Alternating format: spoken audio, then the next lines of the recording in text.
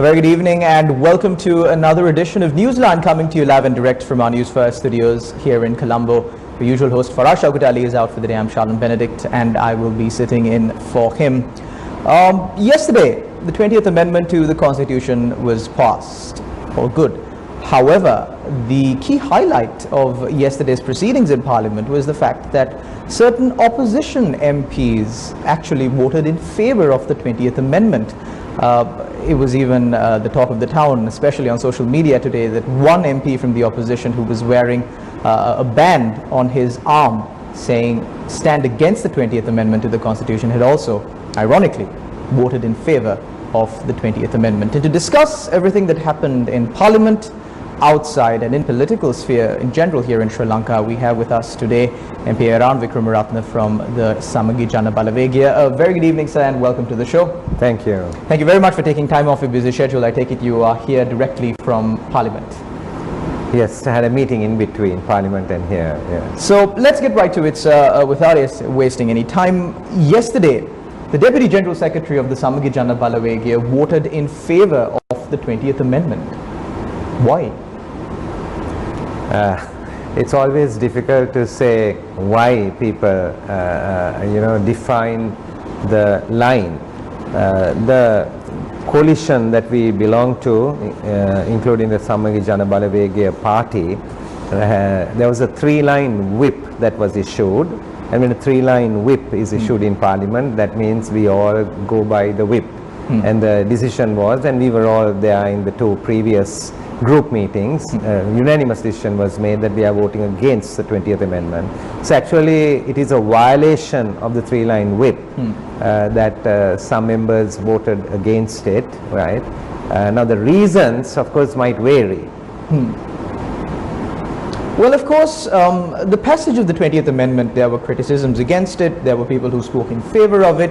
At the end of the day, the content of the 20th Amendment cannot be debated anymore because it has already been passed into law. But the take from yesterday's sessions in Parliament, of course, is whether or not people are getting a proper representation for the votes that they have cast at the ballots.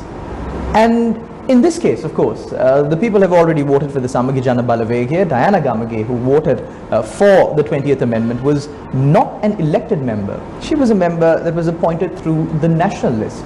So technically, it's not the people in this case who have made a mistake or who have been deceived. What really happened inside the Samagi Jana Balawegaya?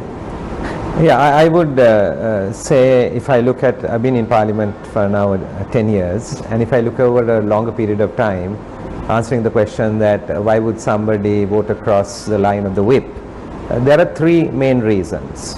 One reason that somebody would vote against the line of the whip and it is a powerful government on the other side is if they have fallen foul of the law or potentially are fallen foul of the law, right, then the fear factor could be used in coaxing people to vote with the government. The second reason why people would be crossing to vote with the government, it could be a financial factor. And the financial factor is that, these elections are very expensive, people have to recoup their expenses, or they are in business and have financial problems. As you know, everybody has a financial problem now, and they have large payments to be made to financial institutions, and they are unable to make these things. So second factor would be finance. The third factor could be why you would vote against a whip, could be a conscience factor. The conscience factor arises generally in more personalized laws, not in matters of policy in terms of economics policy and so forth. It's a matter of conscience. For example, if the death penalty is going to be carried out, maybe there'll be a conscience vote on it because people could personally disagree. If abortions are going to be liberalized, right, there could be a conscious vote on it. Otherwise, the conscience vote doesn't really come in. So when you ask the question like why would somebody cross over and vote, it could be any one of these two factors, because the third factor doesn't apply to the particular situation that arose yesterday. So it was unfortunate that one member of the SJB also crossed the line and voted, and the others were part of the coalition. They were from other parties. Of course, the general public can send in, our viewers out there can send in their questions that will be posed on this show to MP Eran Vikramaratne to the number that's being displayed on your screen right now. So getting back to our discussion, let's give the benefit of the doubt to Diana Gamage because she's not here with us. And today she made an explanation in Parliament. She says that Antonio killed Caesar because he loved Rome, and she did this because she loves the country. I think it goes without saying that all politicians love the country. Yes, that they come into politics because they love the country. I would leave that to the public to make a judgment, to really find out whether people are in politics because they love this country. And that doesn't apply just to Diana Gamage, it applies to lots of politicians out there. Because as you know, when the issue of the dual citizenship came up as well, why would somebody be a dual citizen? Because they think that they can make a better future in another country. Therefore, they leave their country of birth and they go to another country. And I have no issue with those people because they had to fend for themselves, for their families, and they think they get a better future. But if they're going to come back into this country and become lawmakers in this country, surely what's unreasonable about asking them to give up their dual citizenship to take that position in this country, right? And when people are unwilling to do that, but think that it is easier to change the laws in this country, that really worries me. And then it shows who actually loves this country.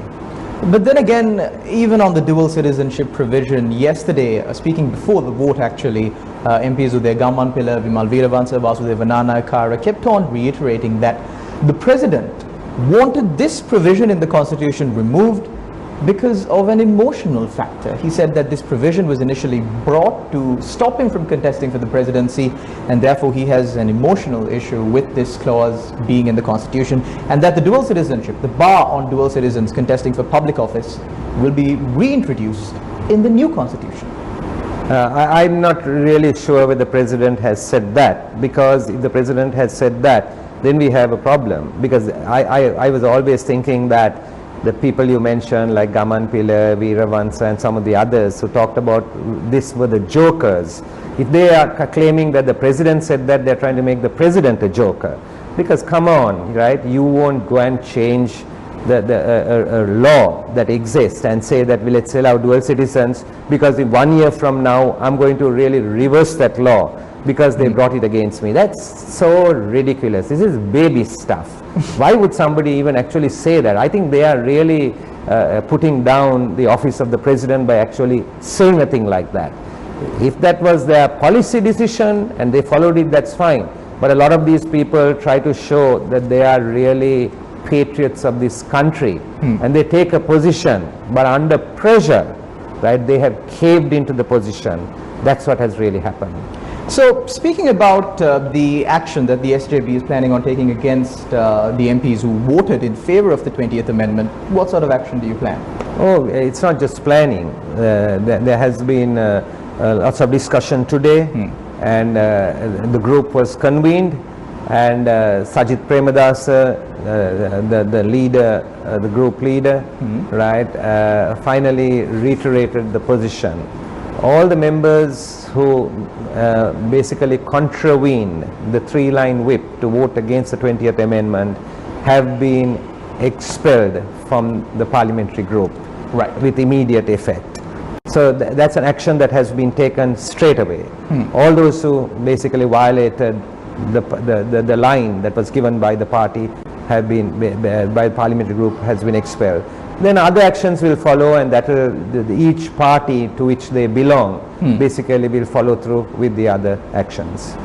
Right. Also, speaking about this, one parliamentarian who voted in favor of the dual citizenship clause but voted against the 20th Amendment as a whole, what would be your action against that parliamentarian?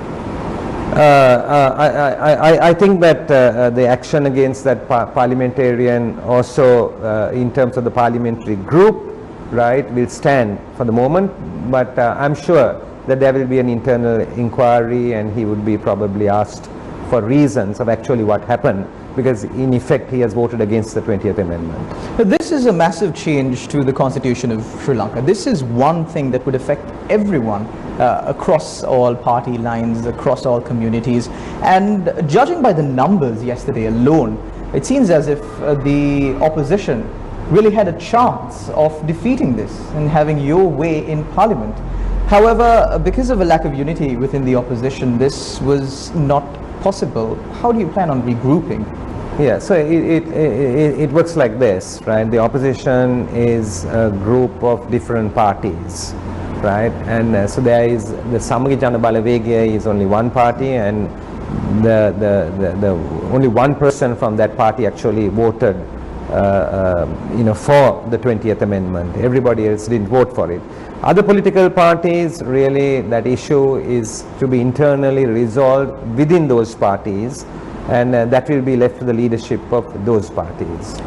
So regarding this new constitution that everybody is talking about today, the Mahanayakas or the representatives of the Mahasangha also came out and requested the government to expedite this process. Are you hopeful of a new constitution coming anytime soon? Well, if the new constitution was going to come soon, then we have to ask the question, what was the hurry in pushing a 20th Amendment? This is a government, a new president is elected with a mandate, right? And then a government is elected who claimed right from the beginning that it had a 2/3 majority in parliament, right? Then you have a family in control. You have a president and a prime minister from the same family, 4 members in the cabinet, in the highest decision-making body of the country from the same family. And so all the power was there, and everybody was wondering, why are you in haste trying to push through a 20th Amendment? Why are you doing this? So if they were going to bring a new constitution, which we would have all supported, and that go through that process, but they didn't do that. They actually, instead of that, brought the 20th Amendment. That's worrying, because what the 20th Amendment has done is that it has curtailed democracy.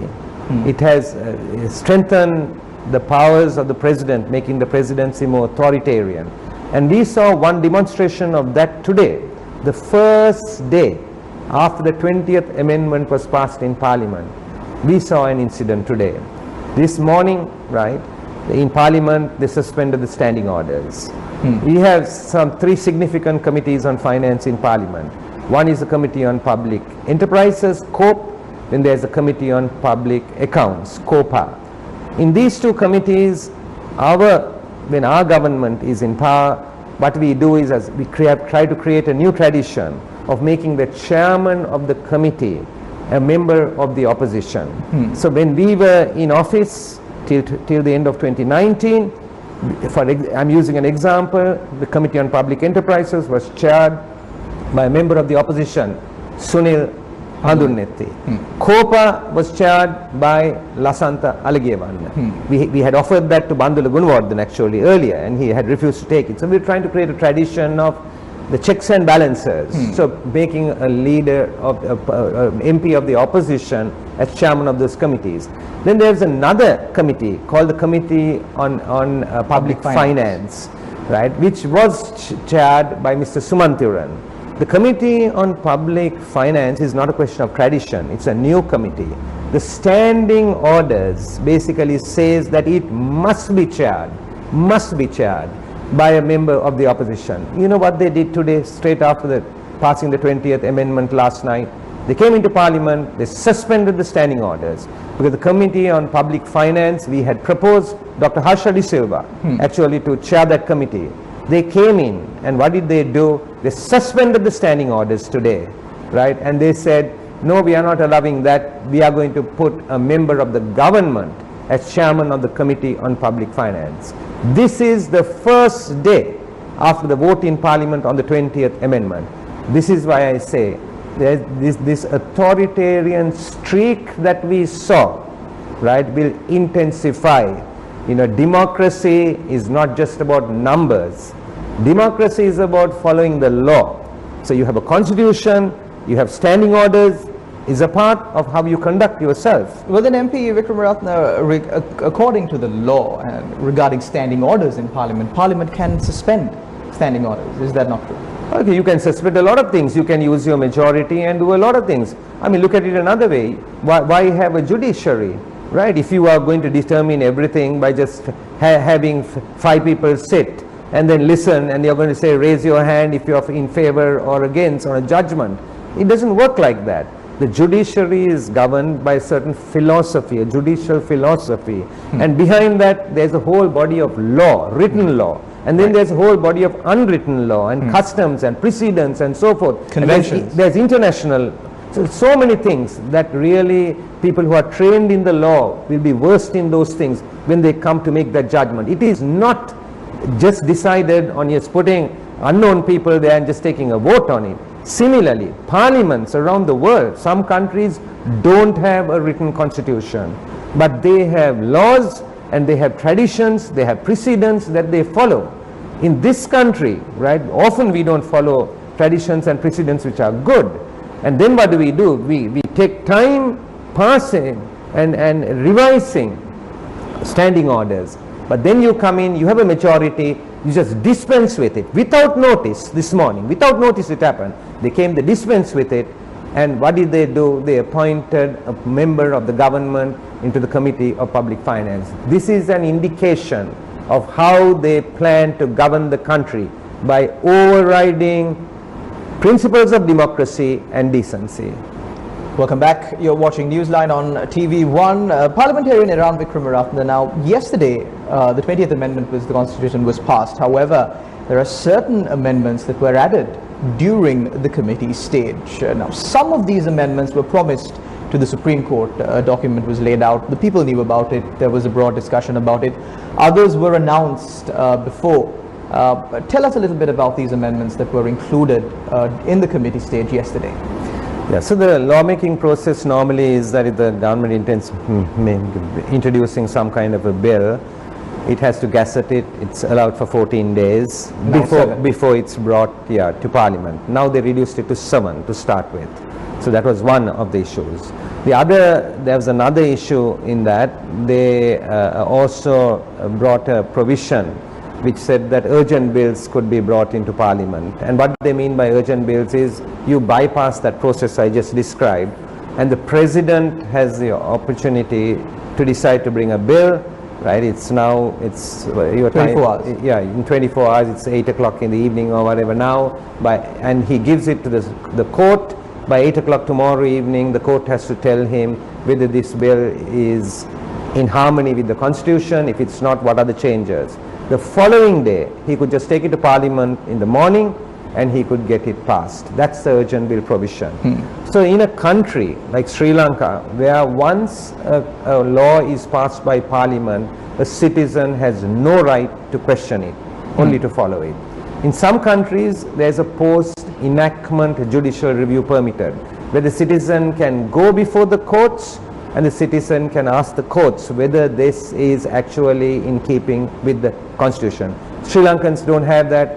In India, you can do a post-enactment judicial review. You can do it in the United States of America and many other countries of the world. We only had one window, and that window we had was before it becomes a law, at the bill stage. That number of days were given that you could go to the courts and you could canvass the law and say, is this in keeping with the Constitution? Right. And the urgent bill provision doesn't allow that. Now this is for bills. Now your question relates to actually the Constitution of the country. It's not just an ordinary law, it's a constitution of the country. It's a primary law of the country. What did they do yesterday? Right? They had given a 20th Amendment, then they had sent some amendments to the court. The court had reviewed it. The court had said some things will need a referendum, some things can be passed with a special majority.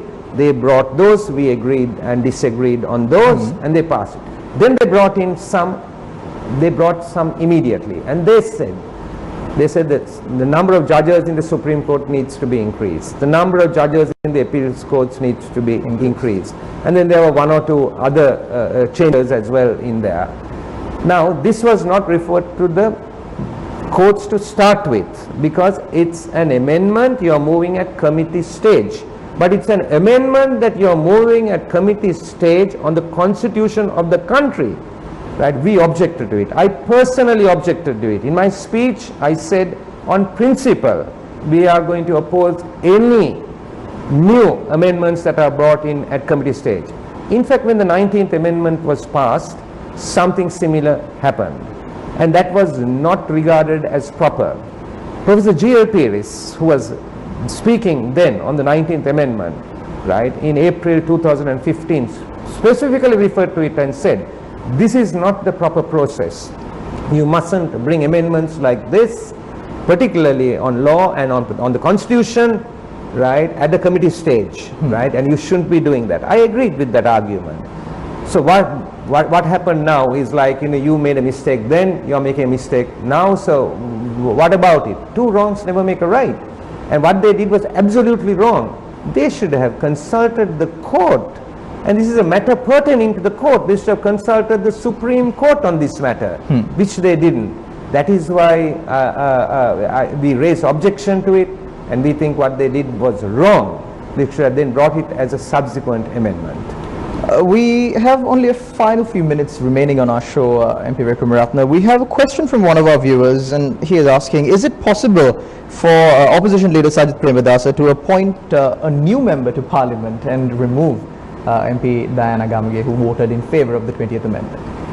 Yes, so if you look at it, as I said, that everything, there is a process for everything, right? And the process here is certainly they have actually decided, right, to abandon the three-line whip. They have actually decided to abandon sitting with the parliamentary group. So the parliamentary group, right, they have all been expelled from the parliamentary group. Now, other disciplinary actions, right, there is a process, and those processes will be taken up with the respective political parties, including the Samagi Janabala Wegaya. And the processes must be followed, because justice always needs to be done in the proper manner. So I think those things are left to the general secretaries and the leaders of the party, and I think sometime in the future you will hear about each party how they are going about it. The 20th Amendment has already been passed in Parliament. However, does that mean that the opposition will stop voicing their concerns regarding these new changes that have been made to a constitution? Would you continue your call for a new constitution as the opposition? We certainly will not move away from the issues that come out of the 20th Amendment. The 20th Amendment actually restricts democracy, right? The president has taken now the responsibility to make all the major appointments in the country without checks and balances, including the judiciary. So one is, anyway, by doing away with the Constitutional Council, doing away with the commissions, right? What does the president do? He has taken upon himself that he could make the appointments. And on that point, on the flip side of it, doesn't it mean that now the buck stops at the president? Anything that happens in the country can be finally traced to one person who is responsible for it? No. That's not the point. You see, that's not the point. That's very, very dangerous. We must really put in systems in governance.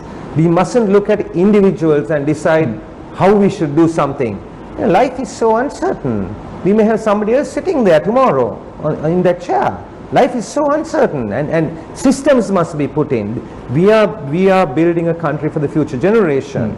So constitutions, law, processes all have to be put in place. So when you take on responsibility without a check and balance in appointing, for example, judges, then, as I said, they move at committee stage, increase the number of judges. So look at it another way. You can pack the Supreme Court with anybody you want. That can happen as well. Look at the situation of the Auditor General, right? He is appointing the Auditor General. We all know, if you have a company, you may be running a company, you have the CEO and the management, but once a year there will be an annual general meeting. The shareholders will be called. What is the most important decision the shareholders take? They make the decision of who will be the auditor for that company. It is not the CEO who appoints the auditor. The CEO of the country is the president, and therefore there has to be a check and balance, because the president is responsible for the executive function. He is responsible for the budget and for the spending and so forth. So the Auditor General should be appointed independently. Those principles have all been violated by the 20th Amendment. However, MP Vikramaratne, we have now got to live with this 20th Amendment because it is part and parcel of our Constitution. Of course, like the 19th Amendment to the Constitution, the 20th Amendment to the Constitution has also been passed again with a promise of a new Constitution. The procedure to draft a new constitution began shortly after the passage of the 19th Amendment. However, it did not see the light of day. We've been asking for a new constitution. The general public of this country has been asking a new constitution for decades. Let's wait and see as to if we will get it this time around. Thank you very much once again, MP Ram Vikram for joining us on our show. Thank you very much to all our viewers out there for tuning in, and also for your valuable questions that you've sent in to NewsLine. Of course, we will meet again, same time, same place next week. Until then, take care and God bless.